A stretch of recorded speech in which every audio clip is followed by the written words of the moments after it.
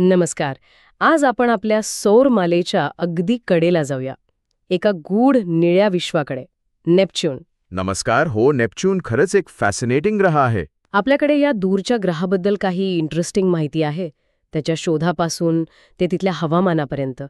चला जरा खोलवर जाऊन बघूया काय आहे हे सगळं. नक्कीच.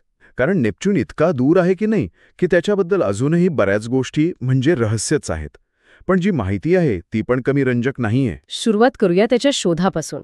म्हणजे तो सूर्यापासून 8वा आणि सगळ्यात लांबचा ग्रह आहे, हे तर ठीक आहे. पण त्याचा शोध अपघाताने नाही लागला ना? नाही, अजिबात नाही. खरं तर नेपच्यूनचा शोध म्हणजे गणिताचा आणि निरीक्षणाचा एक मोठा विजय होता. अच्छा. हो. 1886 मध्ये काय झालं, युरेनसच्या कक्षेमध्ये काहीतरी अनपेक्षित बदल दिसत होते. मग अर्बेन ले वेरिये आणि जॉन काउच ॲडम्स या दोघांनी स्वतंत्रपणे गणित मांडलं. आणि त्यांनी सांगितलं की तिथे एक अजून ग्रह असणार आणि तो साधारण कुठे असेल हे पण सांगितलं. अरे वा, म्हणजे नुसतं गणित वापरून. अगदी. आणि मग खगोलशास्त्रज्ञ योहान गाले त्यांनी दुर्बिणीतून बघितलं तर नेपच्यून अगदी सांगितलेल्या जागेजवळ सापडला. काय सांगताय? केवळ गणितावरून एक पूर्ण ग्रह शोधला. आता त्याला बर्फाळ राक्षस म्हणतात, पण तो वायू राक्षस पण आहे ना? म्हणजे काय फरक आहे नक्की? बरोबर प्रश्न आहे. बघ, गुरु आणि शनीसारखे नेपच्यून आणि युरेनसमध्ये पण हायड्रोजन आणि हिलियम भरपूर आहेत. पण त्यांच्या आतल्या भागात फरक आहे.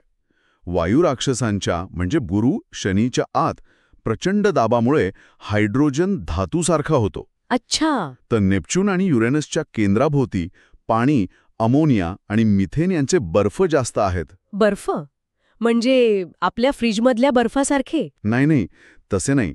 तिथे प्रचंड दाब आणि तापमान आहे. म्हणजे ते पदार्थ एका वेगळ्याच अवस्थेत असतात. म्हणून त्यांना बर्फाळ राक्षस अशी वेगळी ओळख दिली गेलीय. कळलं.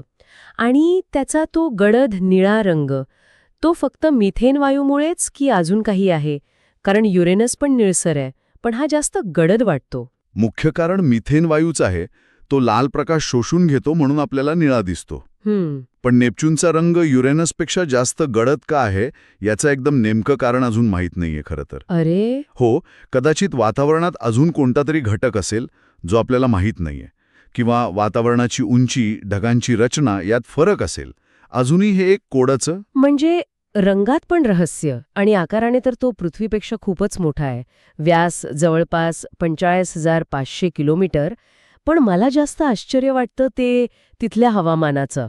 इतक्या दूर, सूर्यापासून इतका लांब, तरी इतकी प्रचंड वादळं कशी काय? हो ना, हे खरंच अशब आहे.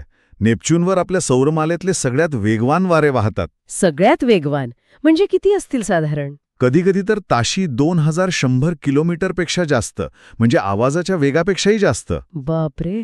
आणि 1989 मध्ये जेव्हा व्हॉयेजर 2 गेलं होतं ना, त्याने ग्रेट डार्क स्पॉट नावाचे एक प्रचंड वादळ बघितलं होतं. पृथ्वी एवढा मोठं. पृथ्वी एवढं? हो. नंतर ते दिसेनासं झालं, पण अशी मोठी वादळं तिथे येत राहतात. पण का? इतकी ऊर्जा येते कुठून? हाच तर महत्वाचा मुद्दा आहे. नेपच्यून जेवढी ऊर्जा सूर्याकडून घेतो त्यापेक्षा जास्त ऊर्जा तो स्वतः बाहेर टाकतो. स्वतःची ऊर्जा? आतून. अगदी. त्याच्या केंद्रातून, म्हणजे आतून उष्णता बाहेर येते. आणि कदाचित हीच अंतर्गत उष्णता त्या वादळांना आणि वाऱ्यांना ताकद देत असावी. अच्छा. म्हणजे तो फक्त थंड निळा गोळा नाहीये, तर आतून बराच सक्रिय आहे. आणि त्याचे चंद्र 14 आहेत असं वाचलंय. त्यातला ट्रायटन सगळ्यात मोठा. काय खास आहे ट्रायटनबद्दल? ट्रायटन खरंच खूप स्पेशल आहे. एकतर तो सगळ्यात मोठा आहे, आणि दुसरा म्हणजे त्याची फिरण्याची दिशा. ती नेपच्यूनच्या फिरण्याच्या उलटी आहे. उलटी म्हणजे रिट्रोग्रेड ऑर्बिट? बरोबर, रिट्रोग्रेड ऑर्बिट.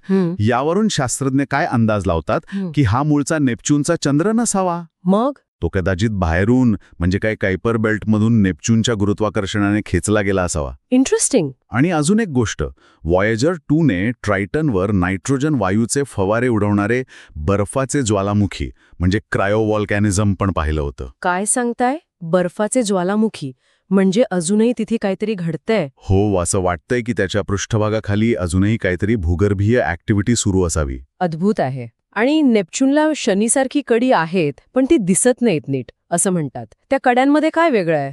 हो, नेपच्यूनला पण कडी आहेत, पण खूप अंधूक धुसर आहेत. मुख्यत्वे धुळीचा कणांनी बनलेली.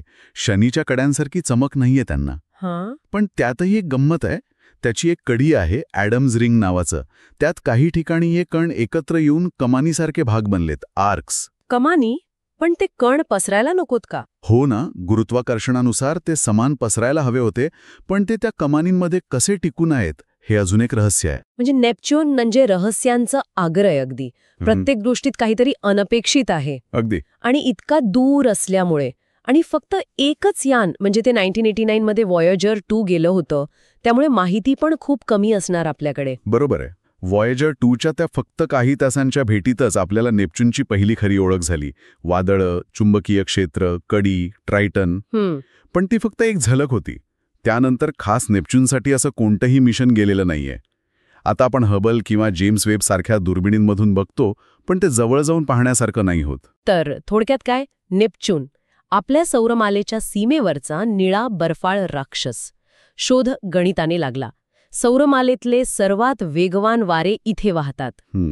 ट्रायटन नावाचा एक रहस्यमय उलट्या दिशेने फिरणारा चंद्र आहे ज्यावर बर्फाचे ज्वालामुखी असू शकतात. बरोबर. आणि अंधुक कडी आहेत ज्यात कमानी आहेत. आणि सगळ्यात महत्वाचं म्हणजे 1989 नंतर आपण त्याच्याजवळ गेलेलोच नाही. आणि त्यामुळेच हा विचार येतो की नाही मनात, की जवळजवळ 35 वर्षांपूर्वी व्हॉयेजरने जे पाहिलं त्यानंतर नेपच्यूनच्या त्या अथांग वातावरणात किंवा ट्रायटनच्या त्या बर्फाळ पृष्ठभागाखाली अजून काय काय नवीन रहस्य असतील. खरंय. कोणती आश्चर्य अजून आपली वाट पाहत असतील त्या दूरच्या निळ्या जगात. हा विचार खरंच आपल्याला आपल्या सौरमालेच्या विशालतेची आणि आपल्या मर्यादित ज्ञानाची जाणीव करून देतो.